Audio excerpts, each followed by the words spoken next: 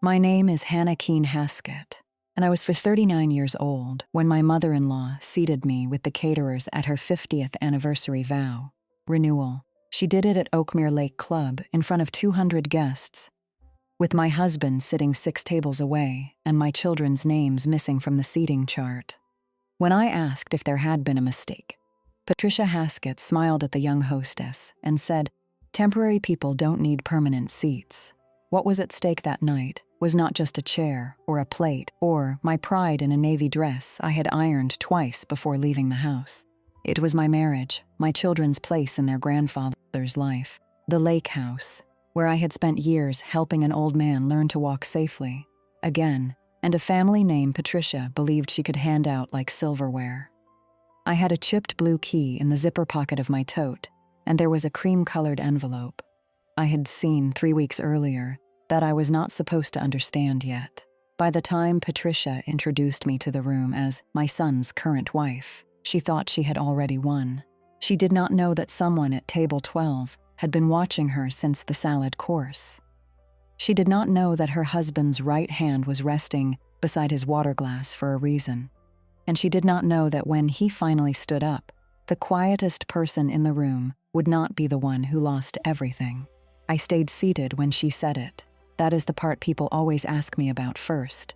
Not the document, not the lake house, not even what happened to Daniel afterward. They ask how I sat there while 200 people turned their heads, just enough to look without admitting they were looking.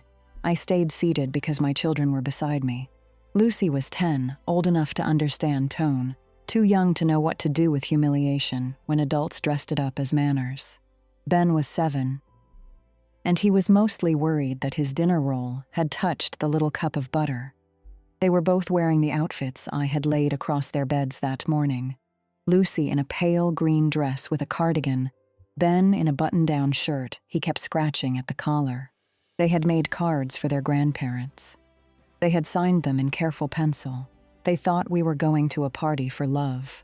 I stayed seated because Warren Haskett, my father-in-law, had taught me that steadiness was not the same thing as surrender. He was 81 that night, thin from a winter of pneumonia, and stubborn enough to reject every cane I suggested until I found one with a handle that did not make his palm ache. For 4 years, I had driven him to appointments, labeled his medications, adjusted shower rails, watched him practice standing from low chairs, and sat on the back steps of the lake house while he told me stories about the boards in the dock, the maple tree by the pump house, and the summer he met Patricia when she was wearing red sunglasses and pretending not to be impressed by his boat. That night, he looked smaller in his dark suit, but he was not confused. That detail matters. Patricia had spent months acting like confusion and age were the same thing. She would say, "You know how Warren gets," when he disagreed with her. She would tap her temple with one polished fingernail when he forgot where he put his reading glasses. She would smile at guests and say, "We're taking things off his plate now," as if his life were a buffet she could clear before he was done eating. So when she took the microphone after dinner and said, "And of course, we all know the lake house must remain with the true line of the Haskett family," I felt Lucy's knee press into mine under the table. When Patricia added, "Blaine has always understood what it means to carry a name," my son looked toward his uncle, like he was trying to figure out whether he was supposed to clap. Then Patricia's eyes found me behind the service screen. She smiled like a woman placing a final ribbon on a gift. "And Hannah," she said, "my son's current wife, has been helpful in her way." A few people laughed because they did not know what else to do. I folded my hands in my lap. Across the room, Warren set down his glass. I heard the sound even over the music, a small, clean tap against white linen. The woman at table 12 closed her menu. Rosa, the head server, paused near the kitchen doors with a tray against her hip. Daniel stared into his water glass. Blaine leaned back in his chair, already pleased with himself. I did not know every sentence that would be said before the night was over, but I knew Patricia had made one mistake. She thought public embarrassment would make me small. She had forgotten that public rooms have witnesses. Welcome back to the Madeline Files, where quiet women remember exactly what was said, who was standing there, and what everyone pretended not to hear. If you have ever been treated like the extra pair of hands instead of a person with a heart, this story is for you. Tell me where you are listening from, and stay with me, because some families do not throw you out all at once.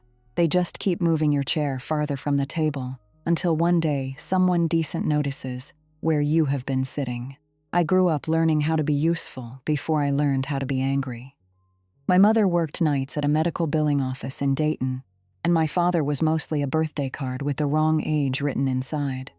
I was the oldest of 3. By the time I was 12, I knew which cereal lasted longest, how to stretch ground beef with rice, and which neighbor would let us borrow jumper cables without asking questions.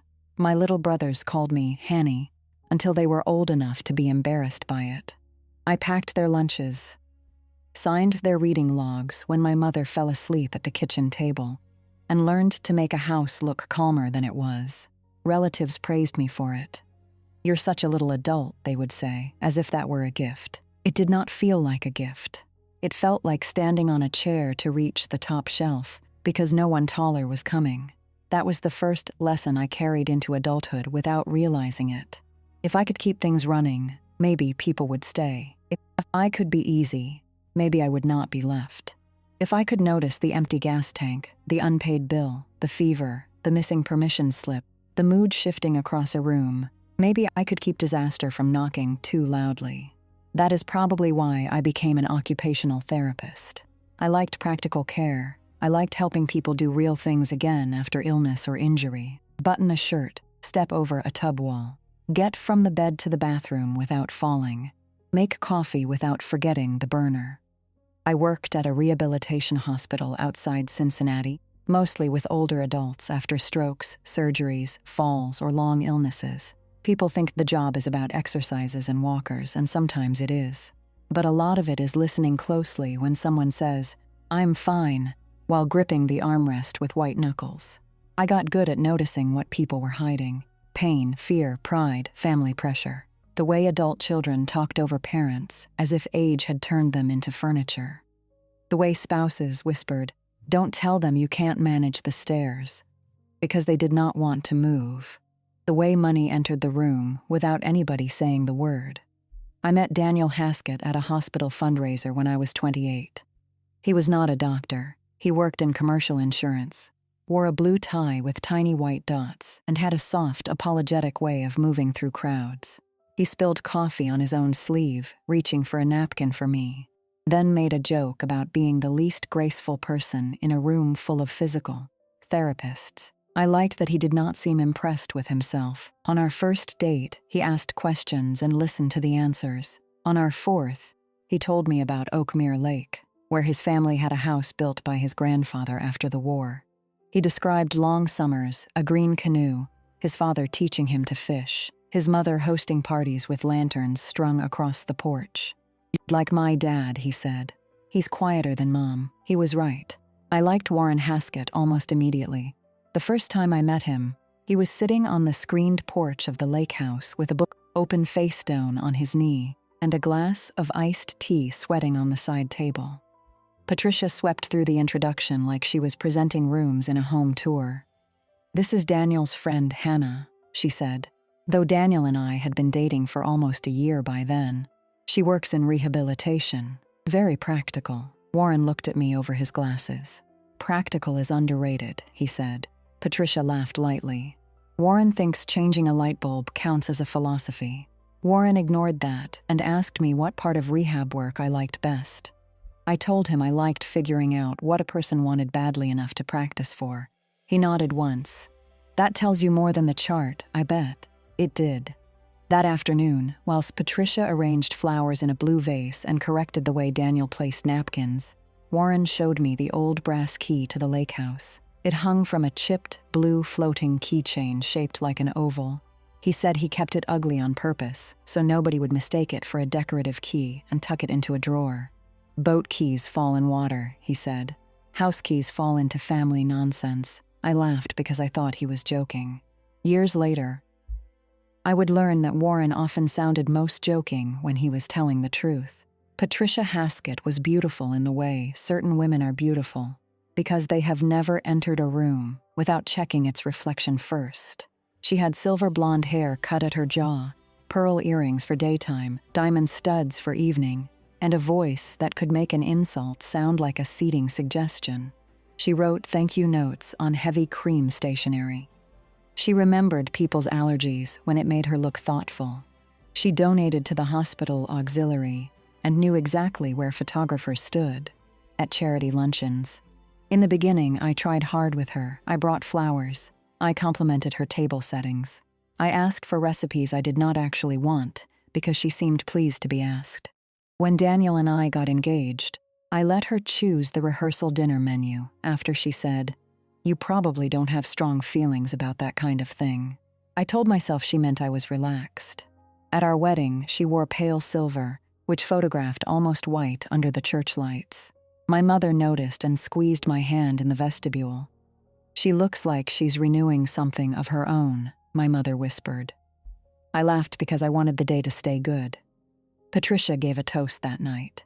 She said Daniel had always been tender-hearted, that he needed someone steady, and that she was grateful Hannah was so capable. Everyone clapped. I did not understand yet that capable, in Patricia's mouth, meant available for labor but not entitled to belonging. After Lucy was born, Patricia visited the hospital with a monogrammed blanket and a photographer's sense of timing. She held my daughter for 3 pictures, then handed her back when Lucy started crying. "She has your seriousness," Patricia said to me.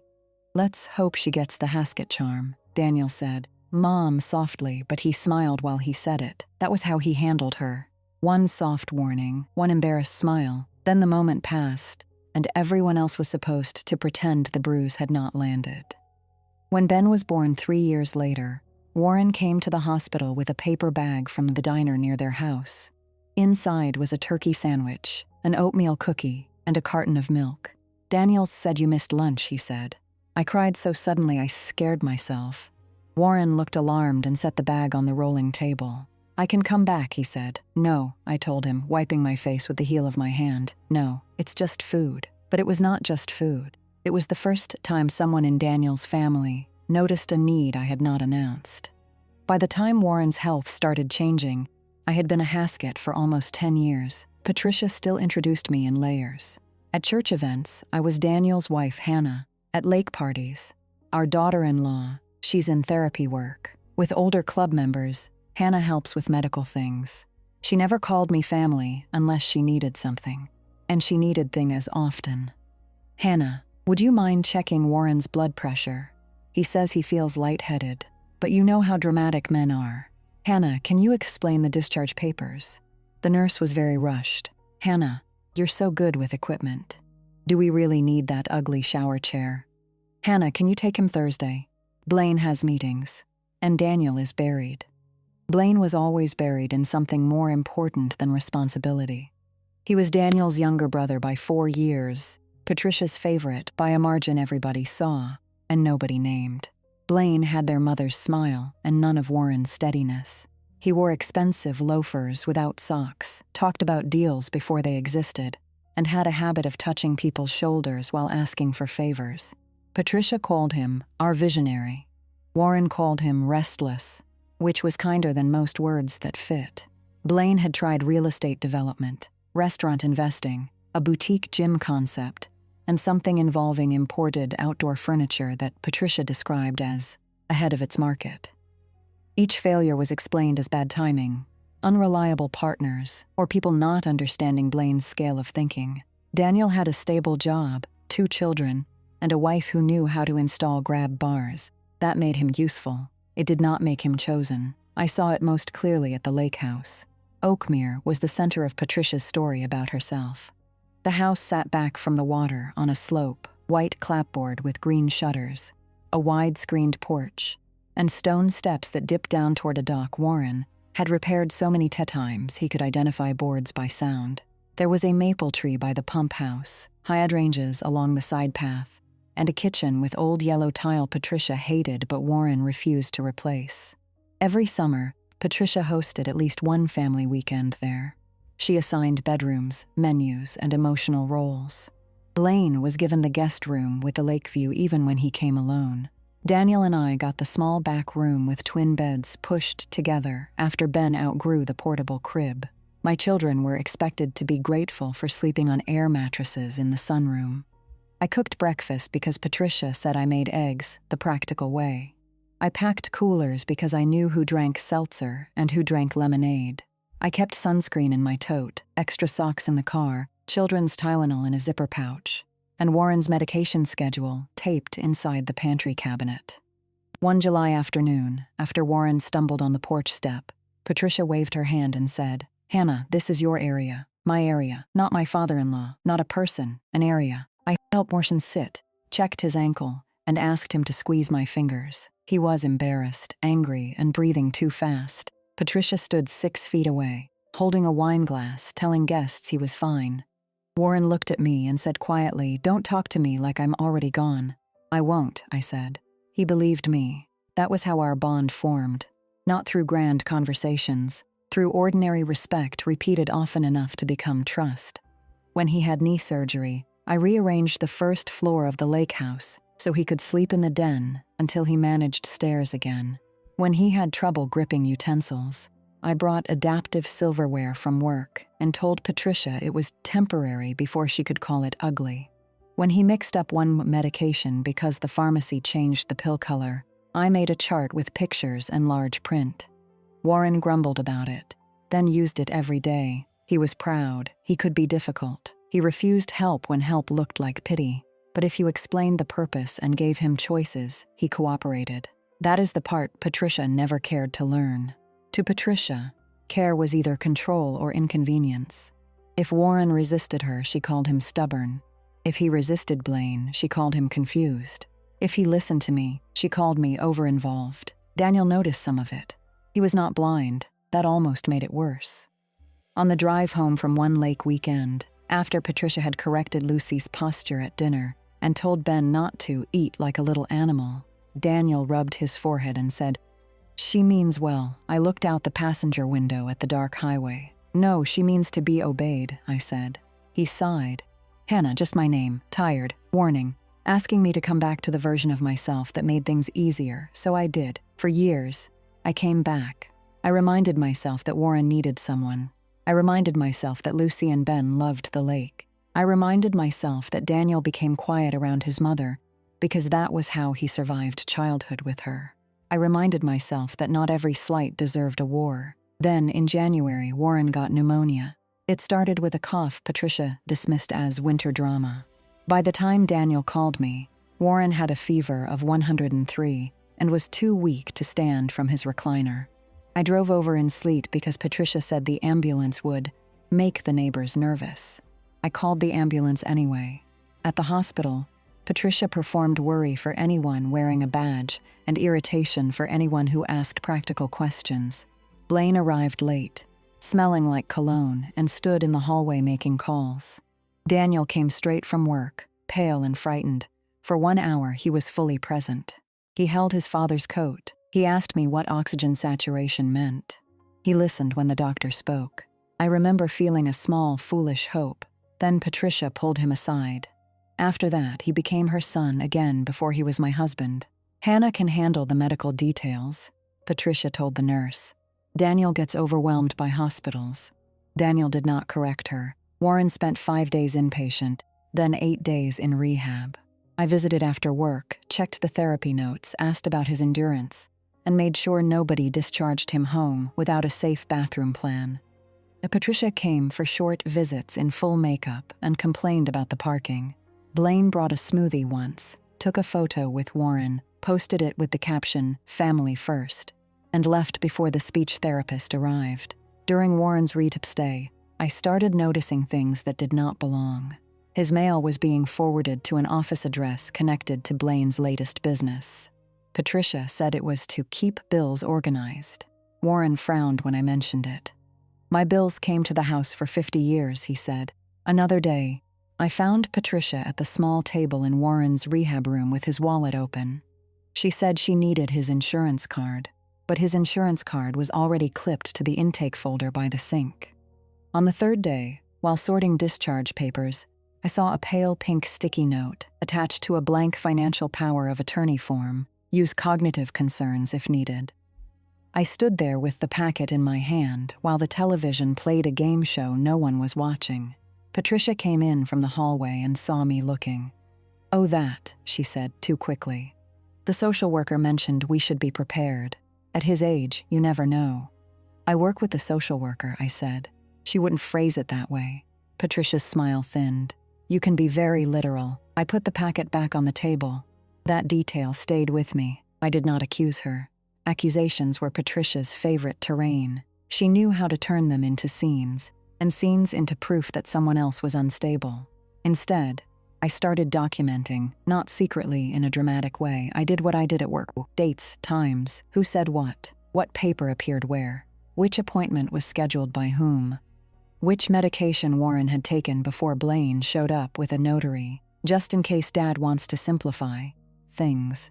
I kept copies of texts where Patricia asked me to drive Warren to appointments. I saved voicemails where Blaine asked whether Dad was lucid in the mornings or better after lunch. I wrote down the date Warren told me someone had suggested he was not up to understanding property matters. And then one afternoon in February, Warren asked me a question that made my stomach go cold. We were in his kitchen. Patricia was at a committee meeting. I had come by to check the height of a new toilet riser and bring soup I knew he would pretend not to want.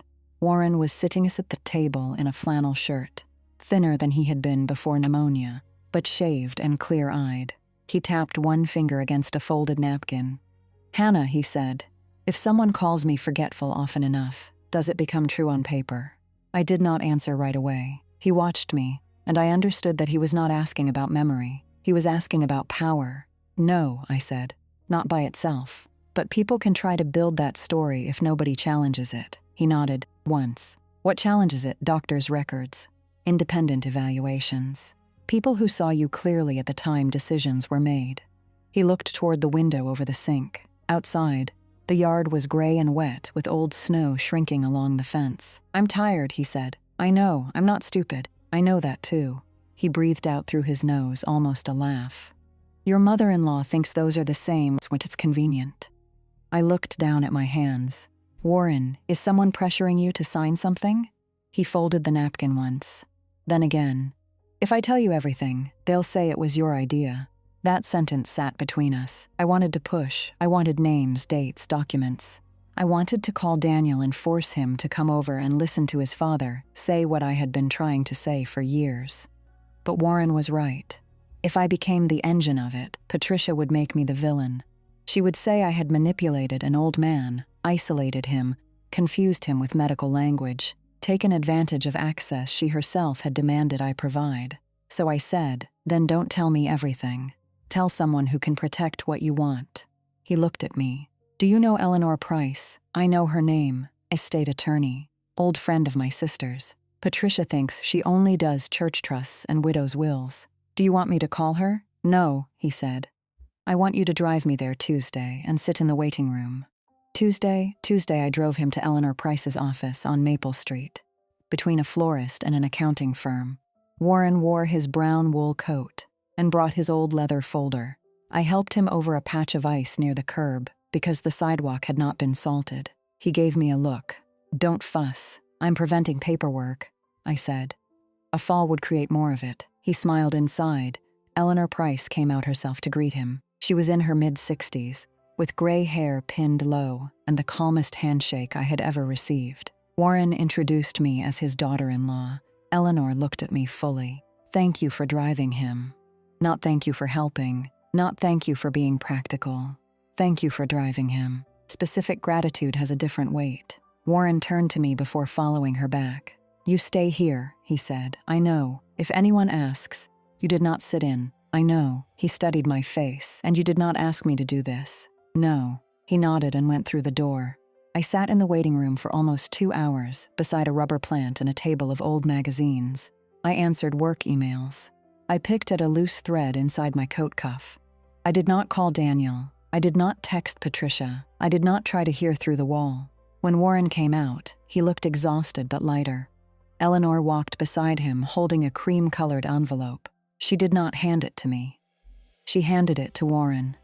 "Keep this with you until the next appointment," she said. And remember what we discussed about independent confirmation. Warren slipped it into his coat pocket. On the drive home, he watched the streets pass in silence. At a red light, he said, "There are people who want the lake house because they like being seen there. There are people who love it enough to fix a loose railing before a child leans on it." I kept my eyes on the road. "That sounds like something you should tell Eleanor," I said. "I did."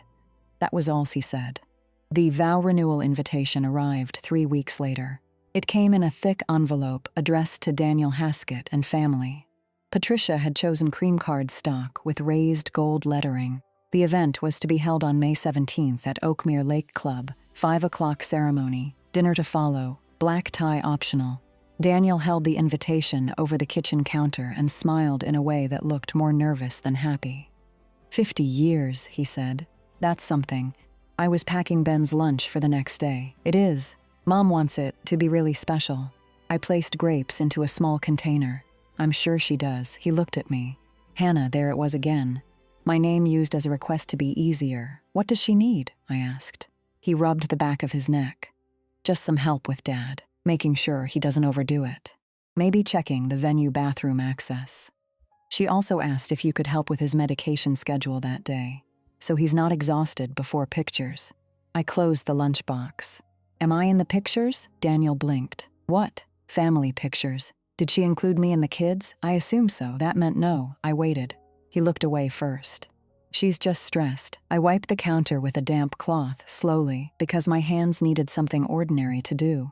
Daniel, your mother is asking me to coordinate your father's care at an event where she may not consider me family. That's not fair. Is it untrue? He did not answer. There are moments in a marriage when silence is not empty. It is a receipt. Still, I helped. I told myself I was helping Warren, not Patricia. I called Oakmere and asked about the distance from the ceremony lawn to the dining room. I requested a chair for Warren near the aisle, so he would not have to stand too long. I packed a small medication case and a blood pressure cuff in my tote. I reminded Daniel to bring Ben's dress shoes from the mudroom. I pressed Lucy's cardigan. I bought a navy dress because Patricia had said something understated would be best. The week before the vow renewal, Warren called me while I was in the parking lot at work. Can you stop by after your shift? Are you all right? Yes. That yes told me he was not calling about pain. When I arrived, Patricia's car was not in the driveway. Warren was in the den with a folder open on his lap, but he closed it before I sat down. I have another appointment tomorrow, he said. Not with Eleanor, with Dr. Ames. Dr. Lowell Ames had been Warren's physician for almost 30 years before retiring from regular practice. He still did independent evaluations for legal and medical purposes. He was careful, dry, and not easily charmed. Do you need a ride? I asked.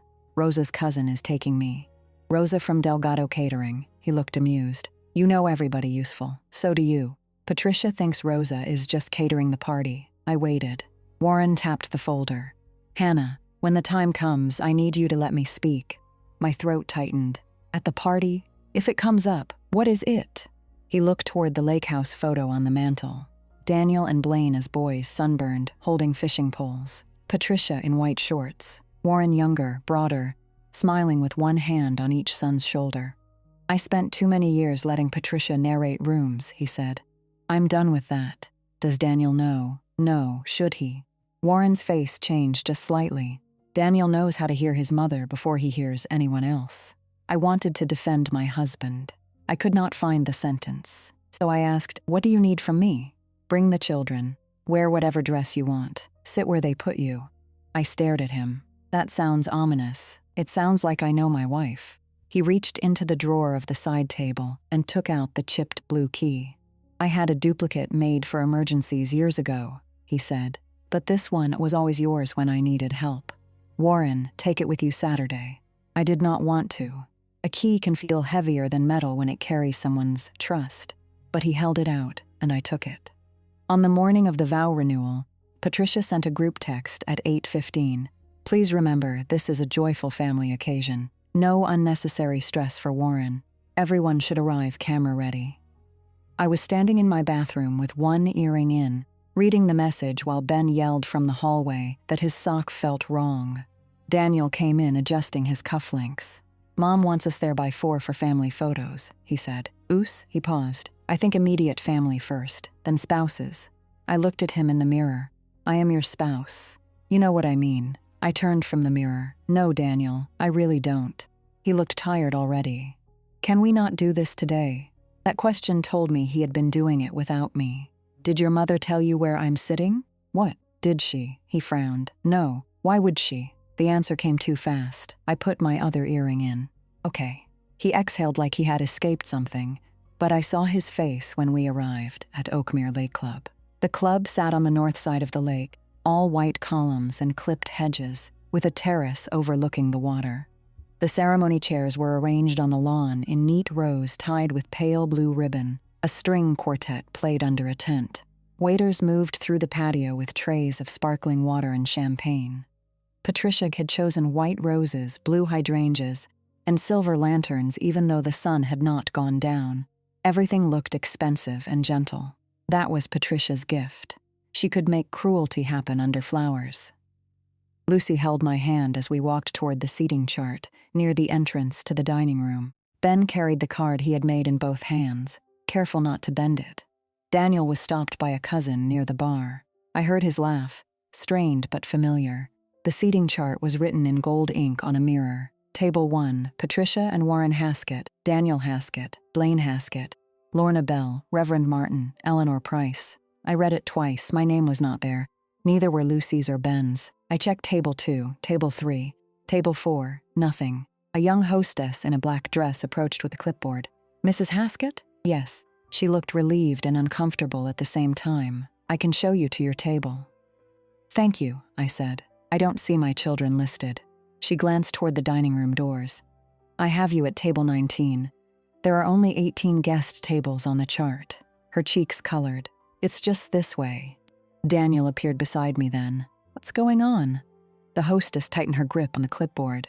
I looked at him. Apparently we're at table 19. His eyes moved to the chart. He saw table 1. He saw his name. He saw the missing names. For 1 second, the man I married was there. His face went pale. Hannah, he said, but this time it was not a warning. It was almost an apology. Then Patricia appeared. She wore champagne-colored silk and a corsage of white orchids. Her hair was perfect. Her lipstick was soft pink. She looked from me to Daniel to the hostess as if we had gathered for her convenience. Is there confusion? She asked. My seat is not with Daniel, I said. Patricia gave a small laugh. The room is quite full. My children aren't listed. Oh, children don't care about charts. Lucy's fingers tightened around mine. Daniel said, Mom, they should be with me. Patricia turned her eyes to him. She did not raise her voice. She did not have to. Daniel, today is about your father and me. Please don't create tension over chairs. He looked at her, then at me. I waited. He opened his mouth. Patricia's expression sharpened by 1 degree. He closed it. That was the almost moment. I saw it happen. I saw him approach courage, touch it with the tips of his fingers, and step back because his mother was looking. Something in me went still. The hostess whispered, I'm sorry. Patricia heard her and smiled. There is no need to apologize, she said. Then she looked at me. Temporary people don't need permanent seats. For a moment, the string quartet seemed too loud. I looked at my daughter's face. She had understood enough. Not all of it, but enough. I could have left then. Sometimes I wish I had, for Lucy's sake. But then I remember Warren's voice in the den. Sit where they put you. So I said, lead the way, please. Table 19 was not really a table. It was a small round setup behind a folding service screen near the kitchen doors, where the catering staff had placed water bottles, extra napkins, and a tray of vendor sandwiches wrapped in paper. There were 3 chairs, no favors, no printed menus, no champagne flutes, no blue hydrangeas in a silver vase. Ben looked at the sandwiches. Are we helping? He asked. I crouched beside him and fixed his collar. No. Sweetheart, we're guests. Lucy sat very carefully, like sudden movement might make her cry. I placed my tote under my chair and felt the chipped blue key through the fabric. The kitchen doors opened, and Rosa Delgado came out carrying a tray of salad plates. She was in her late 40s, with dark hair pulled into a bun and a pencil tucked behind one ear. I knew her from previous Haskett events. She had catered Patricia's bridge luncheon, Warren's 80th birthday, and 2 summer parties at the lake house. She remembered that Ben hated tomatoes and Lucy liked extra bread. She saw us. Then she saw the vendor sandwiches. Her face did not change much, but her eyes did. "Mrs. Haskett," she said. "Hannah," I said softly. "Hannah." She set the tray on a service stand. "Your kids need dinner." "We're fine." "No," she said. "They need dinner." She went back through the kitchen doors. 2 minutes later, she returned with 3 guest salads, 3 rolls, and real water glasses. She placed them in front of us like she was setting a proper table in a storm. Lucy whispered, "Thank you." Rosa smiled at her. "You're welcome, Lucy." My daughter looked up, surprised. "You remember me? You asked me last summer if the cookies had walnuts, because your brother says walnuts taste like pencil shavings." Ben looked offended. "They do." Rosa's smile widened for half a second. "Then no walnuts tonight." I nearly cried over a salad plate. That is how low the bar had become. A woman hired to serve dinner treated my children like guests, and it felt like rescue.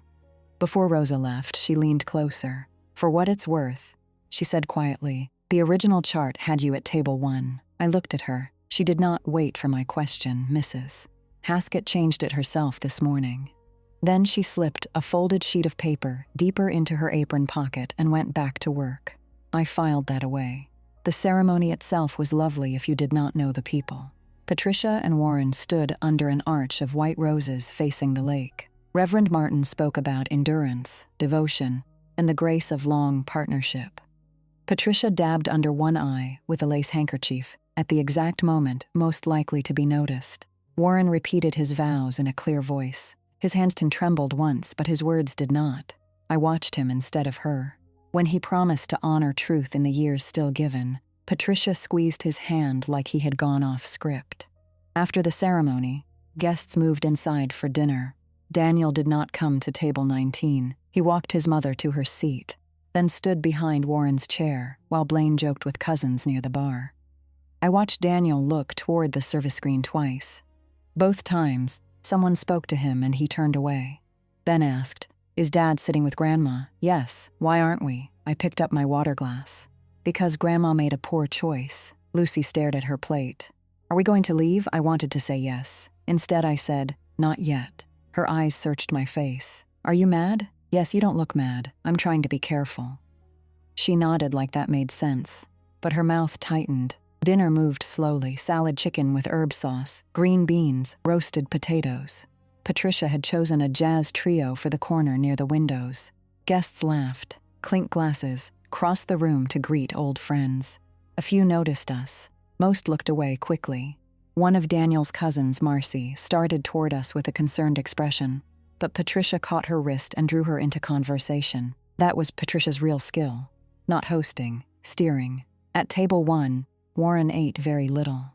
Eleanor Price sat 2 chairs away from him. I recognized her from the office on Maple Street, though tonight she wore a soft gray dress and pearls. Patricia had seated her at table 1 because Eleanor was socially acceptable. Patricia did not know Eleanor's handbag held more than lipstick. At least, I suspected she did not. I could not know for sure, not yet. After dinner plates were cleared, Patricia stood. A waiter handed her the microphone. She accepted it as if it had always belonged to her.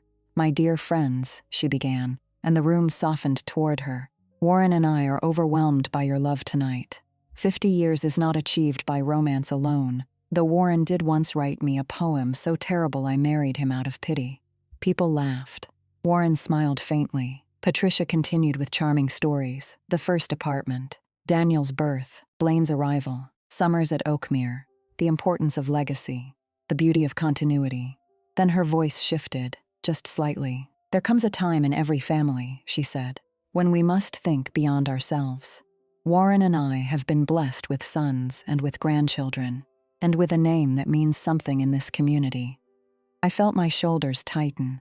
Rosa stood near the kitchen doors, holding a coffee pot. She had stopped moving. Patricia looked toward table 1. "Daniel has built a good life," she said. "A quiet life. We are proud of him." Daniel looked down. "And Blaine," Patricia said, smiling, "has always understood the larger responsibility of carrying the Haskett vision forward." Blaine lifted his glass. I heard Lucy whisper, "What does that mean?" I did not answer. Patricia's gaze swept the room and landed near the service screen. "And of course, Hannah," My son's current wife has been helpful in her way. That was when the laughter happened. Not loud, not cruel from everyone. More like people being startled into sound and then regretting it. My face got hot. I looked at my plate, then at my children. Lucy's eyes were shiny. Ben looked confused and angry, which on a 7-year-old is mostly a frown trying to become words. At table 1, Daniel's chair scraped faintly. He had started to stand. Patricia did not even look directly at him. She only turned her head a fraction. He sat back down. I saw Warren see it. I saw something close in his face. Patricia went on. Blended modern families can be complicated, she said, though there was nothing blended about ours. But legacy requires clarity. Warren and I have spoken often about the future of Oakmere, and tonight, in front of the people who have loved this family longest, I want to say how comforted we are, knowing the lake house and the Haskett name will continue through Blaine. The room clapped, because rooms clap when a woman in pearls pauses with a microphone. Blaine stood, grinning. Patricia gestured toward a small velvet box beside his champagne flute. He opened it theatrically and lifted out a polished brass key on a new blue ribbon. My hand went to my tote. The chipped old key pressed against my palm through the fabric. Ben leaned toward me. "Mom," he whispered. "That looks like Grandpa's key." "I know." Blaine held it up. "I promised to make Dad proud," he said. Warren did not clap. Patricia smiled harder. "And Hannah," she added, "you and the children will always have memories of summers there. No one can take memories." That was the first sentence that almost broke me. Not because of the house itself. I had not grown up with lake houses. I did not need old wood and a dock to know who I was. But my children had learned to swim in that water.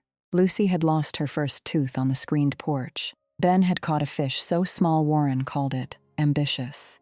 I had changed Warren's bandage in the downstairs bathroom, slept on the lumpy sunroom couch during his fever, scrubbed spilled juice off the kitchen tile, and listened to Patricia call it heritage while treating my labor like background noise. No one can take memories. She was wrong, of course. People try all the time. They rename them. They minimize them. They tell children they imagined being loved. They turn home into invitation only. Blaine took the microphone from Patricia without being asked. "I'll just say," he began, "Dad knows this is what's best. He signed off on the direction months ago." Eleanor Price closed her menu. Aunt Lorna knocked over her water glass. Warren looked at Blaine with such steady disappointment that even Blaine faltered. Patricia laughed lightly into the room. "Blaine means Warren has always trusted us to handle details. At this stage, sentiment can cloud practical matters." Warren's right hand moved to his water glass. I stopped breathing for a second. He did not drink. He set the glass down, tap, small, clean, final. Then Warren Haskett stood. It took him effort. I saw the push through his thighs, the slight shift of weight, the way his left hand braced it against the table. Dr. Ames, seated near the windows, leaned forward as if ready to assist. Warren gave him one quick look, and Dr. Ames stayed seated. The room quieted before Warren said a word. Patricia turned, still smiling.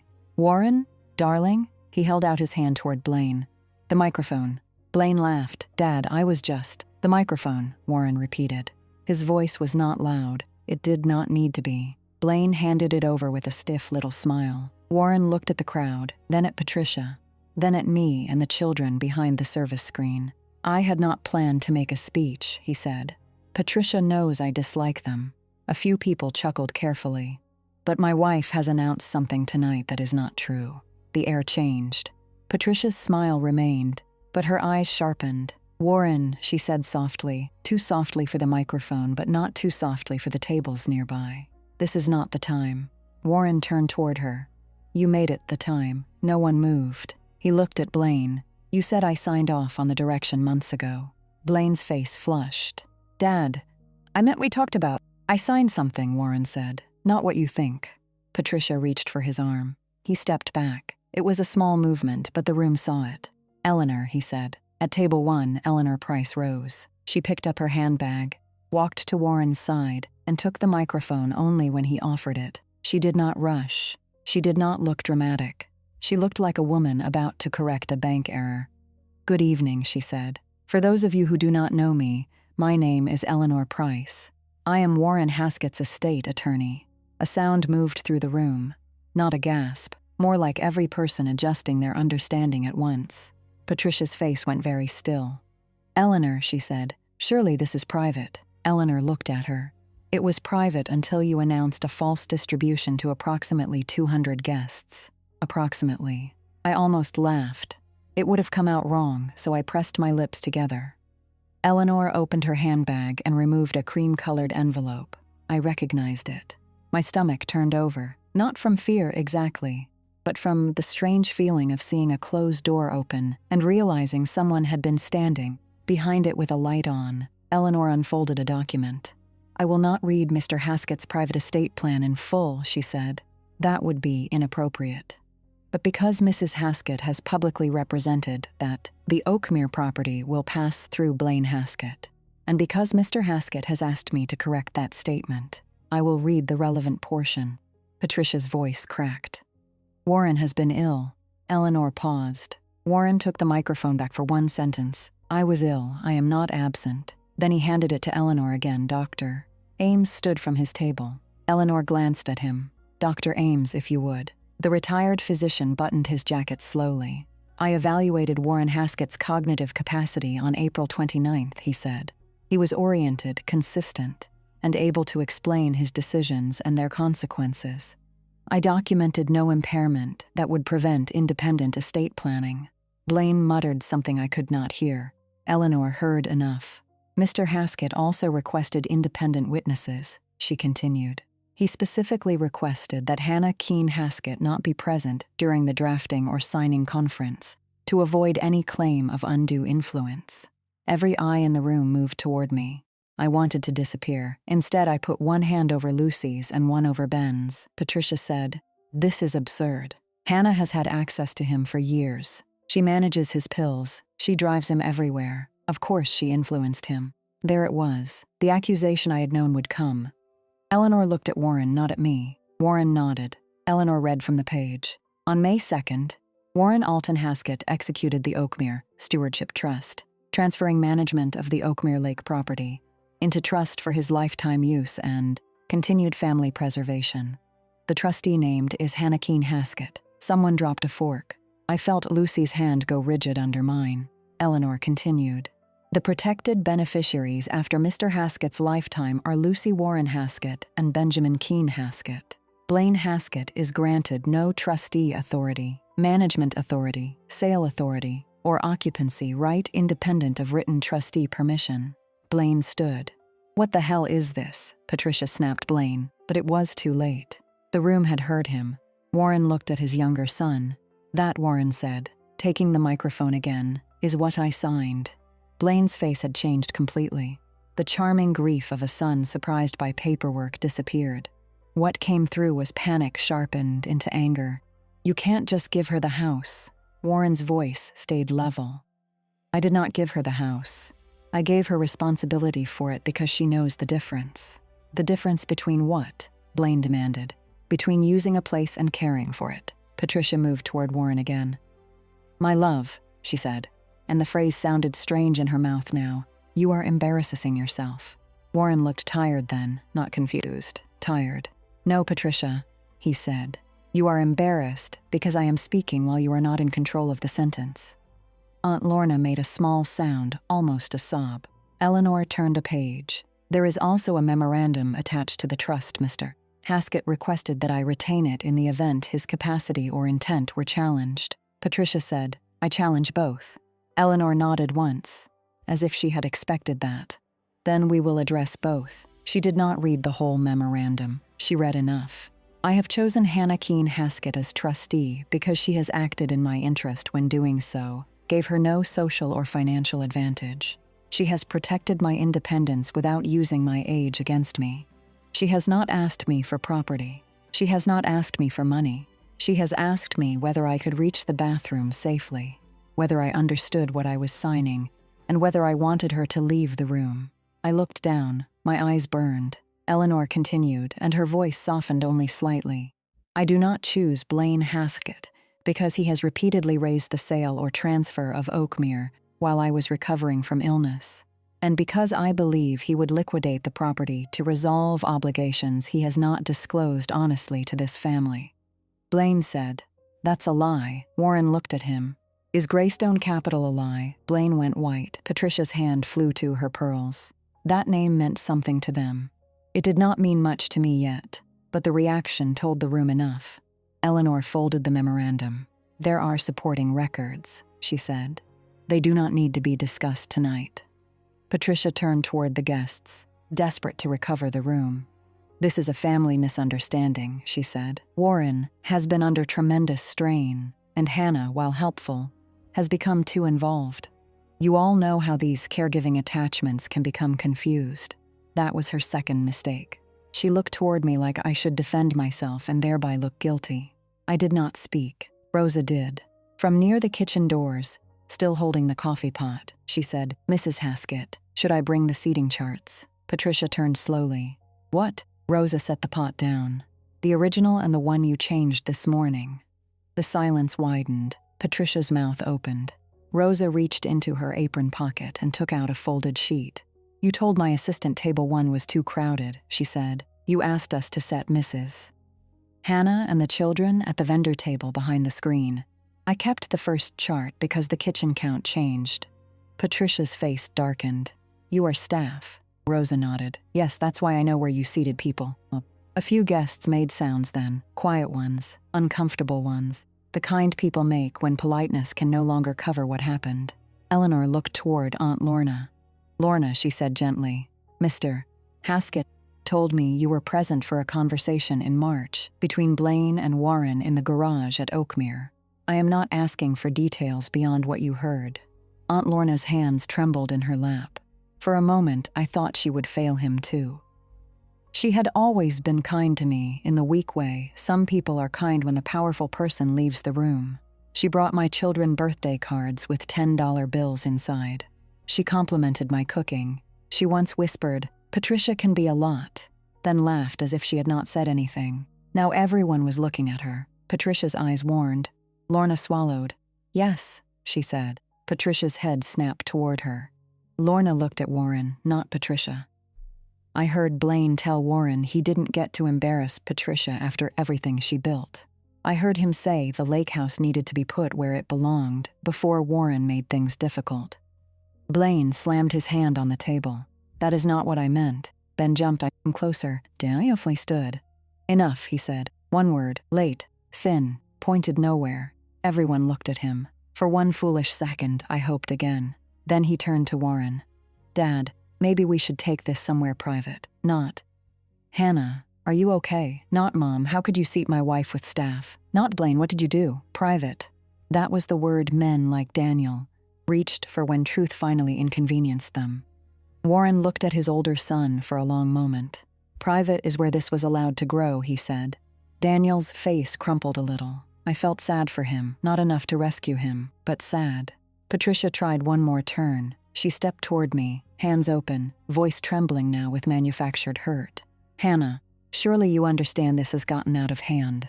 We have always appreciated what you've done. No one is denying that. But this is Warren's family property. You do not want people thinking you took advantage of an old man. There was the blade, wrapped in concern. I stood then, not quickly, not dramatically. Lucy looked up at me. It's okay, I said softly. I walked from behind the service screen into the open part of the room. I could feel every eye on me, but I kept mine on Warren. He looked exhausted. Eleanor stood beside him. Rosa stood near the kitchen doors. Dr. Ames remained standing by his table. Aunt Lorna had both hands pressed to her mouth. I stopped a few feet from Patricia. I didn't ask Warren for the lake house, I said. My voice sounded calm. I was glad. Inside, I was shaking. Patricia seized on that. Then refuse it, Blaine said exactly. Daniel whispered. Hannah, I looked at him then. He looked scared. I realized he was not scared for me. He was scared of what my refusal to smooth this over would cost him. I turned back to Patricia. I won't refuse responsibility Warren chose freely because you tried to humiliate my children. Her cheeks flushed. This was never about the children. Yes, I said. I know. That landed harder than if I had shouted. Warren's eyes filled. Patricia looked around the room and saw what I saw. People were no longer confused. They were choosing what to believe, and most of them had enough facts to stop pretending. She lowered her voice. Hannah, we are still family. It was strange how quickly she reached for that word, once the room stopped belonging to her. I thought of years of errands, years of your area, years of Daniel asking me not to make things difficult, years of Warren trying to remain a person while his family discussed him like an asset, years of Lucy being corrected and Ben being tolerated and me being thanked only when there was work. I did not give Patricia my final sentence then. That came later. In that room, with my children watching, I only said, "Not in the way you mean." Then I went back to table 19 and helped Ben put butter on his roll because his hands were shaking. The evening did not end with applause. Real consequences rarely arrive with clean music. They arrive in awkward silence, in people avoiding eye contact, in chairs scraping, in someone's public mask slipping so far they cannot pull it back into place. Reverend Martin offered to help Warren to a private room. Warren refused the private room, but accepted the chair. Dr. Ames checked his pulse discreetly near the wall. Eleanor placed the documents back in the envelope and kept the envelope in her handbag. Rosa sent a server to bring warm tea for Warren and, without asking, hot chocolate for Lucy and Ben. Patricia stood near the head table, surrounded by people who suddenly needed to leave early. That was the first visible consequence. Not money, not property, reputation. Patricia had spent 50 years building rooms, where her version of events became the official one. That night, the room had heard too much in the wrong order. They had heard her call me temporary before learning Warren had named me trustee. They had heard her say Warren was too sentimental before Dr. Ames confirmed his capacity. They had heard Blaine claim Warren signed off before Warren corrected him. They had heard Rosa say Patricia changed the seating chart. No one had to call Patricia cruel. She had provided the transcript herself. Blaine cornered Eleanor near the windows. I could not hear every word, but I heard challenge, undue influence, and my attorneys. Eleanor did not raise her voice. At one point, she said, "You are welcome to retain counsel." That sentence seemed to upset him more than any argument would have. Warren sat with Ben's handmade card in his lap. Ben had drawn the lake, the dock, and a stick figure of his grandfather wearing a hat. Warren ran one finger over the pencil dock. "I'm sorry," he said to my children. Lucy looked at him with tears still on her lashes. "You didn't do it," she said. Warren closed his eyes. Children can be merciful in ways adults do not deserve. Daniel came to me while I was gathering our things. He reached for my tote. "I'll carry that." I moved it to my other shoulder. "No." His hand dropped. "Hannah." I didn't know she was going to say all that. "But you knew about the seating." He looked away. I knew Mom was upset.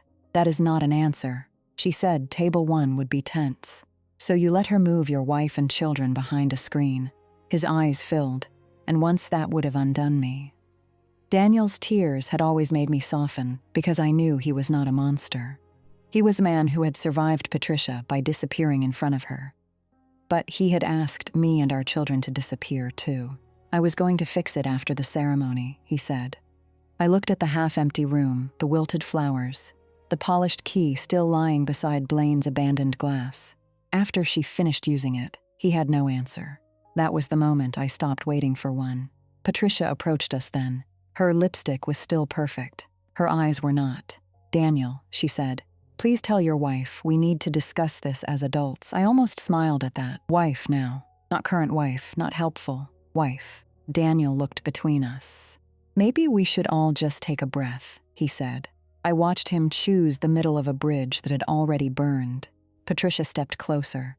"Hannah, I am asking you not to make permanent decisions in an emotional moment." There it was again. Permanent. I thought of the seating chart, the missing place cards, the vendor sandwiches, the little velvet box with the duplicate key. The way she had said memories were enough for my children. I looked at her and finally gave her the sentence I had not given the room. Permanent seats are for people who know how to make room. Her face tightened like I had slapped her. I had not. I had simply returned her own idea without the costume. Then I took Lucy's hand, told Ben to hold my coat's sleeve, and walked out of Oakmere Lake Club without waiting for Daniel. Rosa met us near the coat check. She held out a small white bakery box. "No walnuts," she said. Inside were 3 cookies wrapped in napkins. Ben took the box with both hands. "Thank you," he said. Rosa looked at me. "You okay to drive?" I was not sure, but I nodded. She did not hug me. She did not make a speech. She walked us to the parking lot and waited by the club doors until I started the car. On the drive home, neither child said much. Lucy stared out the window. Ben fell asleep with the cookie box on his lap. My phone buzzed again and again in the cup holder. Daniel, Patricia, Daniel, unknown number, Blaine, Daniel. I turned the phone face down. At home, I helped Ben out of his dress shirt, tucked Lucy into bed, and sat on the hallway floor between their rooms until both of them were asleep. Then I went downstairs, took the chipped blue key from my tote, and placed it on the kitchen table. For the first time all night, I cried, not loudly. I was too tired for loud. The next morning, Daniel came home at 7:42. I remember the time because I was labeling freezer bags of pancakes for the kids, doing the kind of ordinary task that keeps your hands from shaking. He stood in the kitchen doorway, wearing yesterday's shirt. "Mom's a mess," he said. I looked at him. He heard himself too late. "I mean, everyone is upset, I'm sure. Hannah, can we talk?" "We can." He sat at the table. The chipped blue key lay between us. He looked at it like it might accuse him. "I should have stood up," he said. "Yes, I froze. Yes. I've been freezing my whole life with her." I closed the freezer bag. "I know." His shoulders dropped, relieved by my understanding. But understanding is not the same as permission. He reached across the table. "I'll do better." I looked at his hand. "When?" He blinked. "What?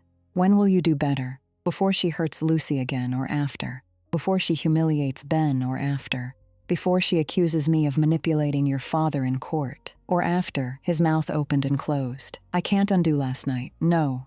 But we're married." I sat down across from him. "Last night I watched you almost choose us."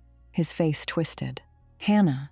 And then I watched you sit down," he cried then. Quietly, miserably. I believed his pain was real. That was part of what made it hard. Daniel was not pretending to be sorry. He was sorry. He was also still more afraid of disappointing his mother than of losing me. I told him I needed space. He asked how much. I said enough to hear myself think. Within 2 weeks, the children and I were living in a rented duplex 12 minutes from their school. It had beige carpet, a refrigerator that hummed too loudly, and a front porch barely wide enough for 2 chairs. Lucy cried the first night. Ben asked if Grandpa Warren could visit. I said yes. When he felt strong enough, Daniel helped carry boxes. He was gentle. He was devastated. He did not argue when I asked him to leave after the beds were assembled. Patricia sent flowers. The card said, "We should not let outsiders divide us." I threw the card away and gave the flowers to my neighbor, Mrs. Alvarez, who had helped me drag the trash bins to the curb when she saw me struggling with a lamp under one arm. Eleanor called 3 days after the move. "Blaine has retained counsel," she said. "I assumed he would. He is suggesting undue influence, of course. There is strong documentation, Doctor. Ames's evaluation, my notes, Warren's memorandum, and your absence from the signing conference. Your care logs may become relevant if he persists. I have them." There was a pause. "I expected you might." That was the closest Eleanor Price came to a compliment. The legal fight Blaine threatened never became the dramatic battle he wanted. His attorney reviewed the documents, the capacity evaluation, the witness statements, and the timeline. There were meetings. There were letters. There was one tense afternoon in Eleanor's conference room where Blaine refused to look at me, and Patricia called Warren vulnerable until Warren said, "The most vulnerable I felt was when my son brought a notary to my sickbed." After that, Blaine's attorney asked for a break. Greystone Capital became less of a mystery over time. Blaine had personally guaranteed part of a failed development deal. Patricia had known some of it, not all. The lake house had been his hoped-for solution, though he dressed that hope in language about heritage and stewardship. Warren had discovered enough to act before Patricia's vow renewal performance. Daniel claimed he had not known about Greystone. I believed him. I also believed that not knowing had been convenient. Warren remained in his own home for several months with professional support he chose. I helped him arrange it, but I stopped being the emergency plan for everyone. If Patricia called asking me to just stop by, I referred her to the care coordinator. If Daniel texted that his father wanted me, I called Warren directly and asked what he needed. Sometimes he needed me. Sometimes he needed a ride, or a grocery order, or someone to explain a new piece of equipment. I helped when help was clean. I stopped helping when help was a leash. Patricia hated that most of all. She could tolerate losing a room. She could tolerate whispers at church, though she pretended not to notice them. She could tolerate Blaine being embarrassed because she had practice explaining him. What she could not tolerate was losing access to my labor. She left voicemails at first. "Hannah, this is childish. Hannah, Warren is asking for you, and I hope you can put aside your feelings. Hannah, the children should see that adults repair things. Hannah, you are making Daniel suffer. I saved them, not because I wanted revenge, because I had learned the value of records." By August, the trust administration was settled enough for Warren to visit Oakmere again. He asked me to bring Lucy and Ben. I hesitated, worried the house would feel poisoned after everything. Warren heard the hesitation over the phone. "She doesn't own the air there," he said. So on a Saturday morning, I drove the children to the lake house. The maple leaves were full and green. The old porch screen still sagged in the lower corner. The hydrangeas had bloomed blue along the side path. The dock boards sounded exactly as they always had under Ben's feet as he ran ahead. Then remembered not to run because Grandpa hated worrying and slowed himself dramatically. Warren sat on the porch in a wicker chair with a blanket over his knees even though it was warm. Lucy approached him first. "Hi, Grandpa." He held out one hand. "Hi, Luce," she let him squeeze her fingers. Ben showed him a plastic container of worms he had insisted on bringing for fishing. Warren examined them with great seriousness and declared them a distinguished group. For lunch, we ate sandwiches on the porch. I had invited Rosa and her teenage son Mateo because I had promised myself that if I ever had the right to welcome someone to that house, I would start with someone who had made room when she did not have to. Rosa arrived with a bowl of pasta salad and tried to hand it to me like, "Payment." I said, "Absolutely not. Guests don't cater." She looked at me for 1 second, then laughed. Mateo helped Ben untangle fishing line. Lucy showed Rosa the spot by the maple tree where she used to collect acorns. Warren ate half a sandwich and 1 cookie, then pretended the second cookie had appeared on his plate through legal error. After lunch, I went inside alone for a moment. The kitchen still had the yellow tile Patricia hated. Sunlight came through the window over the sink. The old wall phone had been removed years ago, but I could still picture Patricia standing there, issuing instructions while I packed coolers and checked medication alarms. I took the chipped blue key from my pocket. For years, it had meant emergency access. A fall, a fever, a call in the middle of work. It had meant being trusted, yes, but also being available. Being the one people called when something practical had to be done and nobody wanted to see the practical person doing it. I found a small brass hook by the back door, low enough for the children to reach. I hung the key there. It swung once, tapped the wood, and settled. I did not make a speech about it. I just stood there long enough to feel the difference. Later, Warren came in using his cane, moving slowly but refusing help until the threshold. I offered my arm without grabbing his. He took it. He saw the key on the hook. "Good place for it," he said. I thought so. He nodded toward the porch, where Ben was laughing at something Mateo had said, and Lucy was helping Rosa carry plates. "Sounds better with people in it," Warren said. "Yes." He looked at me. "I'm sorry Daniel made you stand alone." I swallowed. "He didn't make me," I said. "He just didn't stand with me." Warren closed his eyes briefly. "That's a difference that still hurts." "It does." Daniel and I did not fix our marriage in a neat, inspirational way. He started therapy. He apologized many times. Some apologies were real. Some were attempts to get back to the version of life where I managed the pain quietly enough that he could call it peace. We separated legally in the fall. I did not keep the children from him. I did not poison them against him. I also did not soften what they had seen. When Lucy asked why Dad had not told Grandma to stop, I said, "That is something Dad has to answer." When Ben asked if Grandma Patricia loved us, I said, "She knows how to want things from people. Love is something we will watch by actions." That may sound harsh. It was the gentlest, true answer I had. Patricia requested a private meeting with me twice. The first time through Daniel.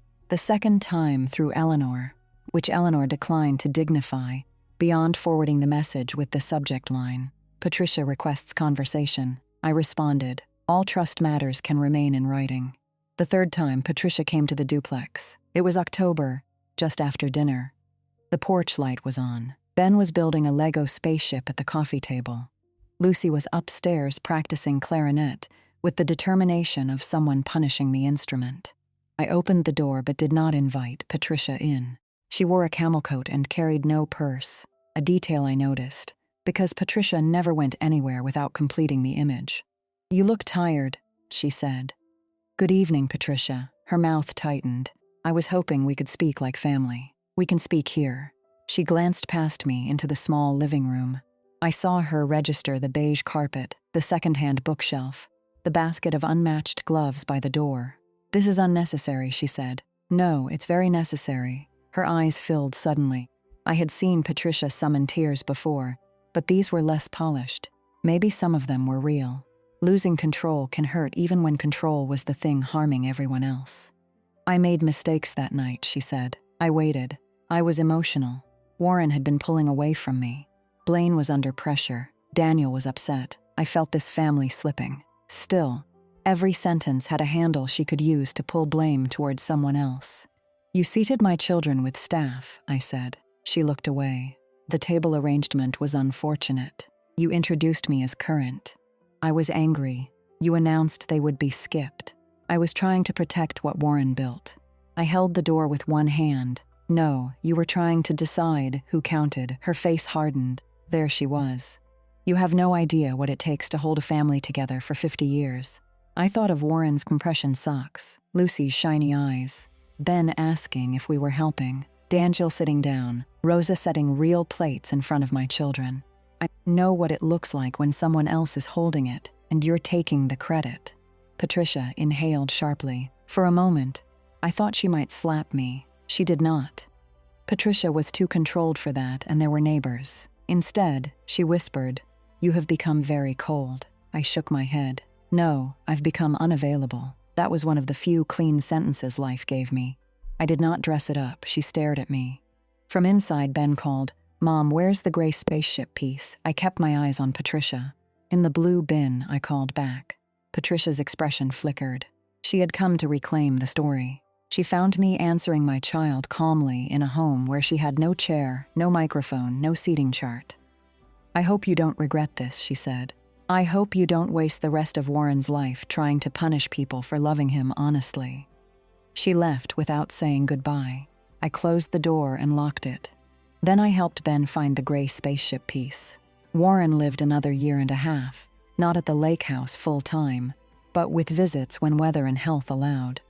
We had Thanksgiving there once, not the old Haskett production with silver bowls and assigned praise, but a small meal with turkey from the grocery store, mashed potatoes Lucy helped whip, green beans Ben refused on principle, and Rosa's apple cake because she insisted cake traveled better than pie. Daniel came for an hour that day. Patricia did not. He stood on the porch with Warren while the children played by the maple tree. I watched through the kitchen window as Daniel cried, and Warren put one hand on his shoulder. I do not know what they said. I did not ask. Some conversations do not belong to the person who suffered adjacent to them. When Daniel left, he thanked me for letting him come. I said, "He's your father." He said, "You don't make anything harder than it has to be." I almost laughed. "I used to make everything easier than it should have been," I said. He nodded because by then he understood enough to be quiet. When Warren died, the service was small. Patricia sat in the front row with Blaine on one side and Daniel on the other. I sat with Lucy and Ben across the aisle. Eleanor attended, so did Rosa. Dr. Ames sent a note. Aunt Lorna cried into a handkerchief and held Lucy's hand at the graveside. There was no dramatic scene at the funeral. Patricia looked older. Blaine looked restless. Daniel looked like a man still learning that grief does not erase consequences. After the burial, Patricia approached me near the cemetery path. For once, she did not perform. "Hannah," she said. I turned. She looked at Lucy and Ben, then back at me. "Warren loved you." It cost her something to say it. I could see that. "Yes," I said. "He did." She waited, maybe for comfort, maybe for absolution, maybe for me to hand her a sentence she could use to make peace without repair. I did not. I had learned not every silence is an invitation. The Oakmere Trust continued exactly as Warren intended. The house could not be sold to cover Blaine's debts. Patricia could visit only by written arrangement during Warren's lifetime, and after his death, the terms became even clearer. Lucy and Ben would inherit protected beneficial interests when they were older. Until then, I managed the property, paid the taxes through trust funds Warren had set aside, hired repairs properly, and kept records because that is what stewardship means. The first repair I approved was not glamorous. I replaced the loose railing by the porch steps. Warren would have liked that. The second thing I did was remove the velvet presentation key Patricia had ordered for Blaine.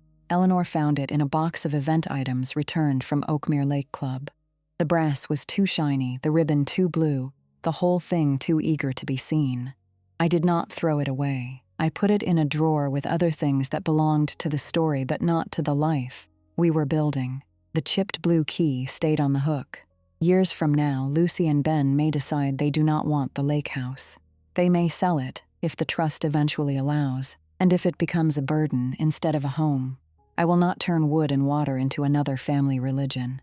A house is not love. A name is not love. A chair at a table is not love if someone can pull it away when witnesses leave. But for now, Oakmere is quiet. There are sandy towels over the porch rail in summer. There are mugs that do not match. There is a step stool in the kitchen, because Ben still cannot reach the top shelf and refuses to admit it. There is a photo of Warren on the mantel, not the formal one Patricia preferred, but a candid picture Lucy took of him laughing with a cookie in his hand. Rosa comes twice a year with Mateo, who is in college now and still helps Ben with fishing line. Mrs. Alvarez came once and brought tamales wrapped in foil because she said lake air made people hungry. Aunt Lorna visits on Sunday afternoons sometimes. She always asks before coming. That matters to me. Daniel comes for the children's events when invited.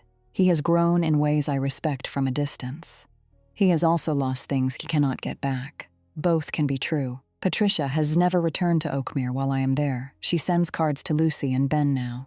Plain ones, no lectures, no family crest. Lucy decides whether to open them. Ben usually forgets them on the counter. A few months ago, I found the old vow renewal program tucked inside a box of Warren's papers, cream card stock, gold lettering, Patricia and Warren Haskett, 50 years of devotion. Inside was a schedule of ceremony, dinner, speeches, dancing. Someone had written Table 19 in the margin. I do not know who. Maybe Warren, maybe Eleanor, maybe Rosa when she saved the chart. I stood in the kitchen, holding it for a while, listening to rain hit the porch roof, and then I placed it in the drawer with the polished key. Not everything needs to be displayed. Some proof only needs to be kept long enough for you to stop doubting yourself. When I think back to that night now, I do not first remember Patricia's face when Eleanor read the document. I do not first remember Blaine's anger or Daniel's tears. I remember Ben asking if we were helping. I remember Lucy sitting very straight so she would not cry. I remember Rosa saying, "Your kids are getting dinner." I remember Warren's glass touching the table. Tap, small, clean, final. I had spent so much of my life believing that if I was useful enough, patient enough, forgiving enough, someone would eventually turn around and say, "There you are, you belong here." Warren did say that, in his way, but the deeper freedom came later, when I stopped needing Patricia to say it too. That is my story. A chipped blue key, one cruel sentence about temporary people, and a porch table where everyone gets a real plate. If someone in your life only values you when you are useful, take this as your sign to look closely at who makes room for you when there is nothing to gain. You do not have to fight for every chair. Sometimes you are allowed to leave the table, keep the key, and build a quieter life with people who never needed to be reminded you were human. If this story found you at the right time, tell me where you are listening from, and share it with someone who has been carrying too much for people who keep calling it love.